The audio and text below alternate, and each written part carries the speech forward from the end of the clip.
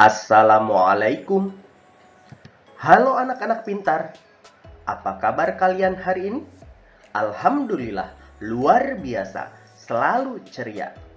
Jumpa kembali dengan Pak Warta di video pembelajaran secara online.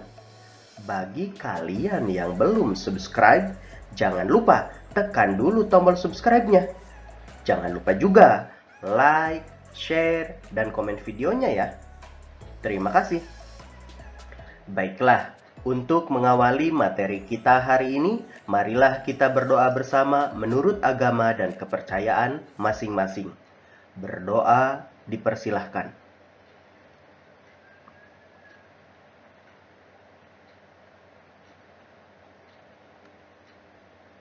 Selesai. Anak-anak pintar, apakah kalian sudah mempunyai cita-cita menjadi apakah nanti? Adakah di antara kalian yang bercita-cita menjadi seorang arsitek?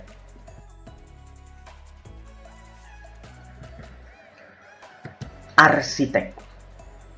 Seorang arsitek adalah orang yang ada di balik suksesnya pembangunan sebuah karya arsitektur, seperti gedung, jembatan, ataupun bendungan.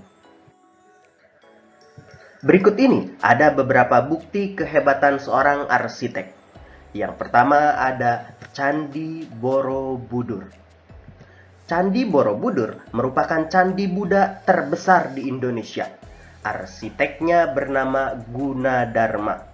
Candi tersebut amat indah dan megah, dibangun tanpa perekat dan tanpa bantuan alat modern. Tak heran jika UNESCO menetapkan Candi Borobudur sebagai situs warisan dunia. Selanjutnya ada Waduk Jatiluhur yang ada di Purwakarta, Jawa Barat. Seorang arsitek juga berperan dalam menjaga lingkungannya. Misalnya, saat bekerja sama dengan insinyur teknik sipil dalam merancang Waduk Jatiluhur. Waduk Jatiluhur adalah kolam besar tempat menyimpan air untuk berbagai kebutuhan. Hasil karya kumpulan arsitek Indonesia ini memiliki banyak kegunaan. Di antaranya menampung dan mengalirkan air ke sebuah pembangkit listrik tenaga air atau PLTA sehingga dapat menghasilkan listrik. Waduk juga bermanfaat sebagai penyedia air bersih dan irigasi yang diperlukan untuk mengairi sawah. Waduk ini juga sebagai pengendali banjir. Selanjutnya ada Jembatan Suramadu. Jembatan Suramadu adalah jembatan yang menghubungkan Pulau Jawa dan Pulau Madura. Berkat jembatan ini, masyarakat Madura dapat lebih mudah dan cepat melakukan perjalanan darat ke berbagai wilayah di Jawa Timur. Dengan panjang 5.438 meter, jembatan ini merupakan jembatan terpanjang di Indonesia saat ini. Lebih dari itu semua, seorang arsitek juga berperan dalam usaha mempersatukan umat beragama. Lihatlah Masjid Istiqlal Jakarta yang berdiri megah berdampingan dengan Gereja Katedral Jakarta, tempat umat Katolik beribadah. Masjid Istiqlal dibangun pada masa pemerintahan Presiden pertama Indonesia, Presiden Soekarno, pada tahun 1961. Pembangunan masjid ini memerlukan waktu 17 tahun hingga digunakan pertama kali pada tahun 1978. Perancangnya bernama Frederick Silaban. Melihat apa yang kita bahas barusan, Pak Warta bisa menyebutkan bahwa seorang arsitek sangat hebat karena dia bisa membuat bangunan yang berguna bagi kehidupan masyarakat. Lalu muncul pertanyaan, jika kita ingin menjadi seorang arsitek, pendidikan seperti apakah yang harus ditempuh? Nah, Anak-anak pintar, untuk menjadi seorang arsitek, maka harus menempuh pendidikan sarjana atau S1 jurusan teknik arsitektur di lembaga perguruan tinggi. Umumnya, pendidikan S1 berpusat pada perancangan arsitektur dengan didukung pengetahuan struktur dan konstruksi, teori dan sejarah arsitektur, teknik komunikasi, perkotaan, serta ilmu-ilmu lain. Kalian juga bisa mulai mempelajari materi-materi itu semua dengan melanjutkan sekolah ke SMK dengan mengambil jurusan teknik bangunan. Perlu kalian ketahui, ada beberapa keterampilan yang harus dimiliki oleh seorang arsitek. Yang pertama, memiliki keterampilan intelektual yang baik. Kedua, memiliki keterampilan grafik seperti fotografi, percetakan, dan seni grafis. Yang ketiga, memiliki kemampuan membaca ruang. Keempat, memiliki keterampilan manajemen proyek. Dan yang kelima, bersedia menerima saran dan masukan serta senantiasa melakukan kritik atau introspeksi diri.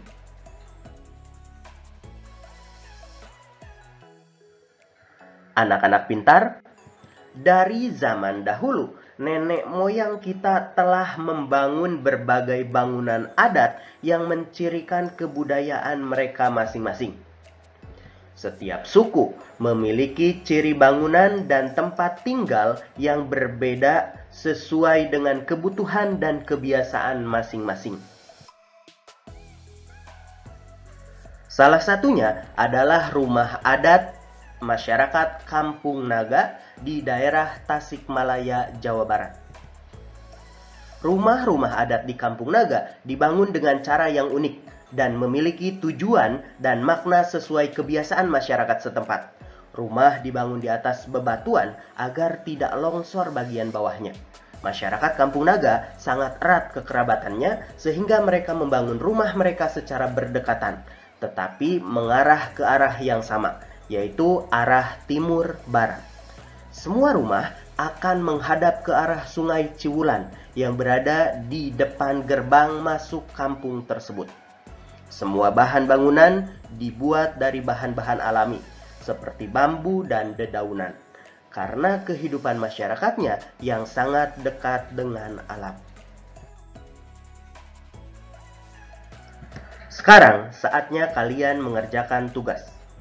Jawablah soal-soal berikut dengan tepat. Nomor 1. Tuliskan 2 suku bangsa yang ada di sekitar kalian. Nomor 2. Berasal dari provinsi manakah kedua suku tersebut? Ketiga, cari tahu nama rumah adat dari kedua suku tersebut. Yang keempat, tuliskan ciri-ciri dari rumah adat tersebut. Selamat mengerjakan. Tahukah kalian anak-anak pintar, kalau nenek moyang kita merupakan arsitek yang hebat? Mereka membangun rumah adat yang sesuai dengan keadaan alam dan nilai-nilai budaya. Mereka senantiasa ingin menyatu dengan alam sekitarnya. Mereka menganggap alam adalah sumber daya mereka, sehingga mereka pelihara dan jaga. Masyarakat memanfaatkan sumber daya alam di sekitarnya untuk memenuhi kebutuhan hidupnya melalui berbagai cara. Sumber daya berupa tanah, air, dan tumbuhan dimanfaatkan dalam bentuk kegiatan pertanian dan perkebunan. Sedangkan sumber daya berupa hewan dimanfaatkan dalam bentuk kegiatan perikanan dan peternakan. Kegiatan-kegiatan lain seperti perindustrian dan kerajinan merupakan kegiatan pemanfaatan sumber daya alam lanjutan setelah pertanian, perkebunan, peternakan, dan perikanan. Berikut ini beberapa manfaat sumber daya alam bagi manusia. Yang pertama, sumber energi. Sumber daya alam yang digunakan sebagai sumber energi adalah sumber daya alam fosil, seperti minyak bumi, batu bara, dan gas alam. Selain itu, belakangan ini juga mereka mengenal sumber energi alternatif yang bersumber dari sumber daya alam yang terbarukan, seperti sinar matahari, angin, gelombang laut, dan panas bumi. Yang kedua, sebagai sumber pembangkit listrik. Tidak bisa dipungkiri bahwa kehidupan manusia modern sangat bergantung pada adanya energi listrik. Tahukah kalian kalau pembangkit listrik itu menggunakan sumber daya alam? Kita mengenal adanya PLTA atau pembangkit listrik tenaga air yang memanfaatkan energi air. PLTB, pembangkit listrik tenaga bayu yang memanfaatkan energi angin, dan PLTU yang memanfaatkan tenaga uap.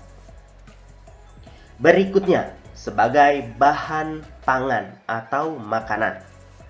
Manusia sangat bergantung kepada alam dalam memenuhi kebutuhan makanannya.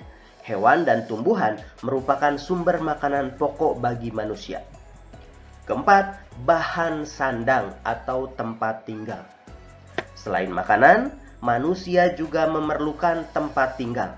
Kita membutuhkan kayu yang berasal dari tumbuhan berbatang keras, kemudian pasir, batu, dan genteng yang dibuat dari tanah liat. Kekayaan alam Indonesia bisa kita tuangkan dalam sebuah puisi, seperti pada puisi Hidupku Penuh Warna karya D. Karitas. Makna puisi dapat dijelaskan setelah kita membaca maupun mendengarkan puisi tersebut. Kegiatan menjelaskan makna puisi disebut juga dengan kegiatan apresiasi puisi. Kita dapat mengapresiasi puisi setelah mengenal dan memahami komponen puisi. Berikut ini adalah beberapa komponen yang harus ada dalam sebuah puisi. Yang pertama, tema. Tema merupakan gagasan pokok yang disampaikan dalam puisi. Puisi harus bermakna, baik makna tiap kata, baris, bait, maupun makna keseluruhan rangkaian kata.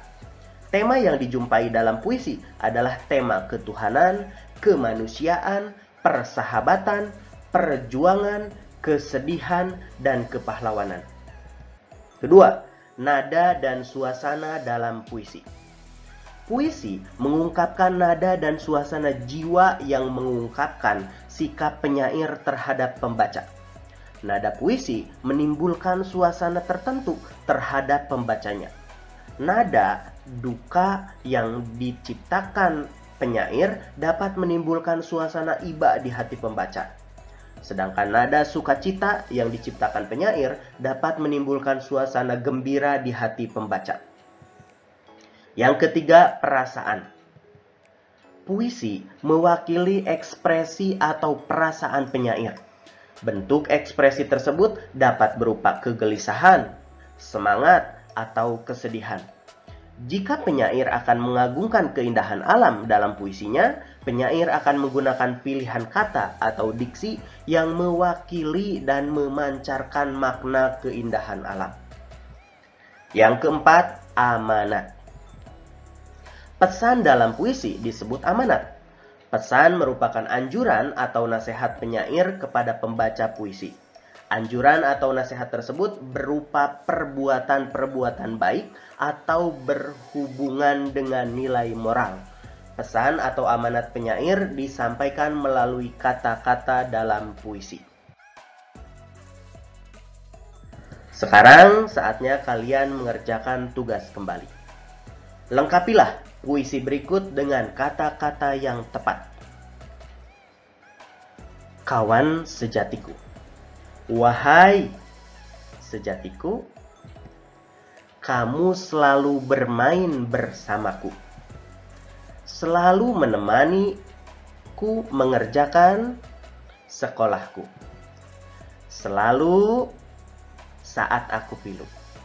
Wahai kawan sejatiku, walau kita suku dan agama, kalau selalu mengingatkanku untuk dan mengucapkan saat hari raya. Wahai kawanku, tak akan pernah kulupa, kita akan selalu bersama-sama. Untuk meraih, silahkan kalian salin teks puisi tersebut, kemudian kalian lengkapi puisi tersebut dengan mengisi bagian-bagian kosong pada puisi tadi dengan kata-kata yang tepat. Selamat mengerjakan.